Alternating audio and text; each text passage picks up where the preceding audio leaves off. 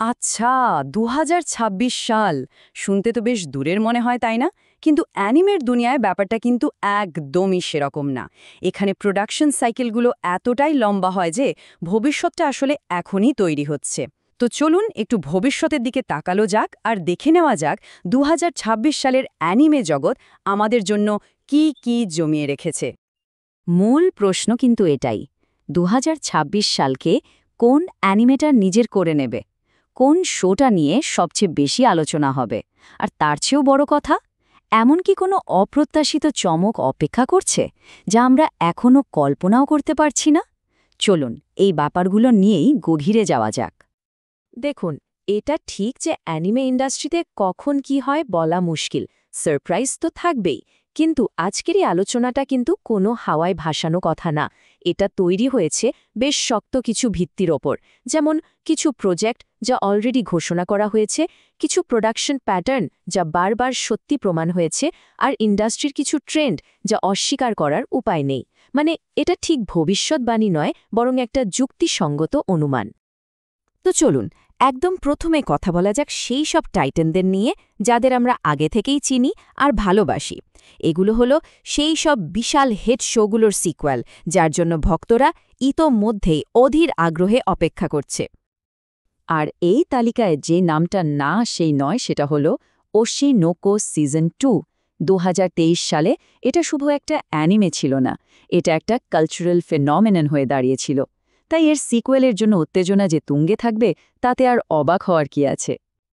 এই সিজনটা মাঙ্গার অন্যতম সেরা আর নাটকীয় একটা স্টোরি লাইনকে আমাদের সামনে তুলে ধরবে। আমরা এন্টারটেইনমেন্ট ইন্ডাস্ট্রির আরও গভীর, আরও অন্ধকার দিকে ডুব দেব। চরিত্রদের জটিল সম্পর্ক আর হাই স্টেক ড্রামা। যারা মাঙ্গাটা পড়েছেন তারা তো জানেনই যে এই আর্কটা কতটা ইমোশনাল আর ইন্টেন্স হতে চলেছে।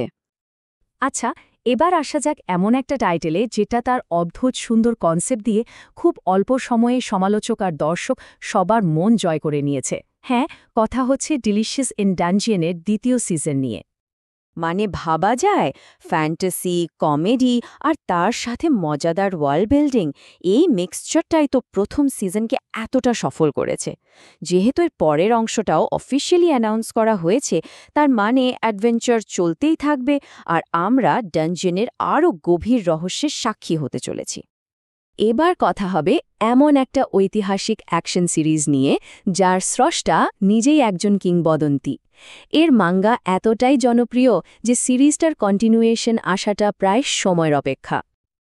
দেখুন, যখন একটা সিরিজের প্রথম সিজন হিট হয় আর তার পেছনে একটা বিশাল মাঙ্গা থাকে, তখন পরের সিজন তো একরকম নিশ্চিতই হয়ে যায়, তাই না?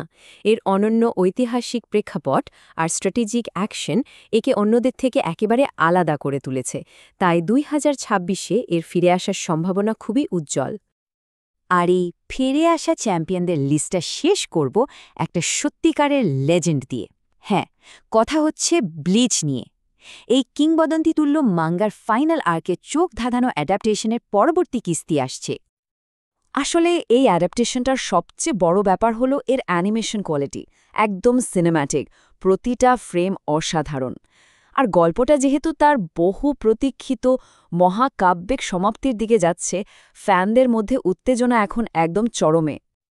তো সিক্যুয়েলের কথা তো অনেক হলো, চলুন এবার ফোকাসটা একটু ঘোরানো যাক।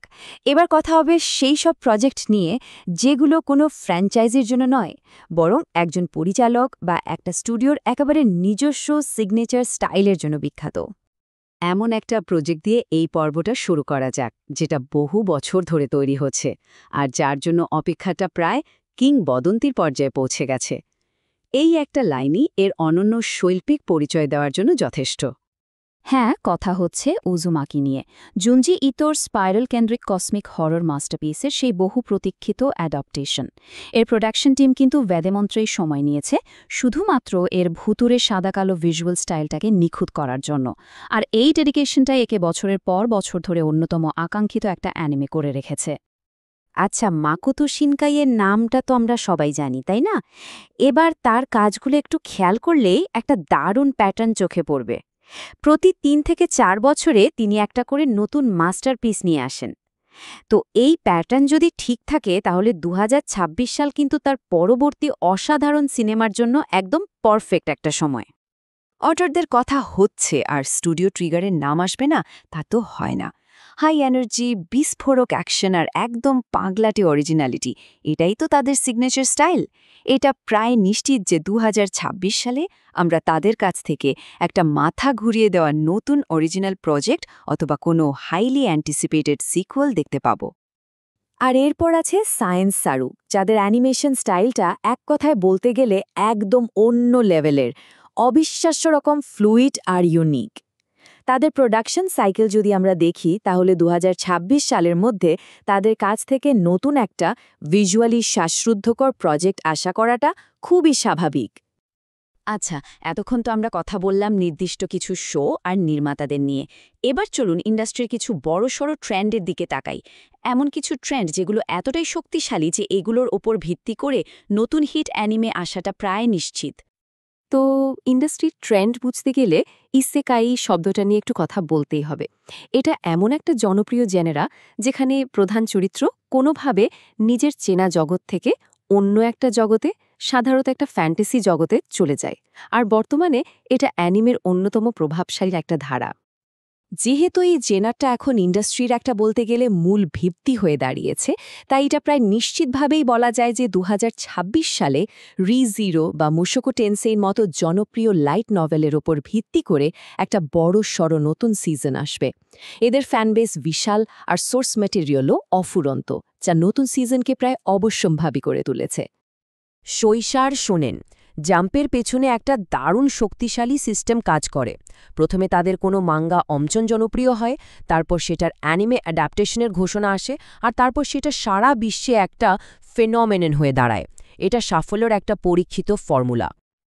আর এই পাওয়ারফুল সিস্টেমটার কারণে আমরা প্রায় বুক ঠুকে বলতে পারি যে বর্তমানে জনপ্রিয় কোনো মাঙ্গা, যেমন ধরুন ভাইরাল হিট কাগুরাচি, 2026 সালের মধ্যে একটা বড়সড় অ্যানিমে অ্যাডাপ্টেশন পাবেই।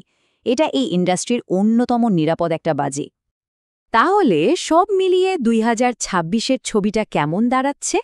একদিকে আমাদের সামনে থাকবে প্রত্যাশা পূরণের জন্য ফিরে আসা চ্যাম্পিয়নরা, অন্যদিকে থাকবে সৃজনশীলতার সীমানা ঠেলে দেওয়া অটরদের কাজ, আর সব শেষে থাকবে ইন্ডাস্ট্রির শক্তিশালী ট্রেন্ড যা জন্ম দেবে পরবর্তী বড় হিটের। কিন্তু সবকিছুর পরেও একটা প্রশ্ন কিন্তু থেকেই যায়। অ্যানিমে ইন্ডাস্ট্রি তো সবসময় আমাদের চমকে দেওয়ার ক্ষমতা রাখে। কি হবে যদি 2026 সালের সবচেয়ে বড় হিটটা এমন কোনো শো হয় যার কথা আমরা এখনো শুনেইনি, এমন কোনো শো যা একেবারে অপ্রত্যাশিতভাবে এসে সবকিছু বদলে দেবে? আর এটাই কি এই মাধ্যমটার সবচেয়ে উত্তেজনার বিষয় নয়?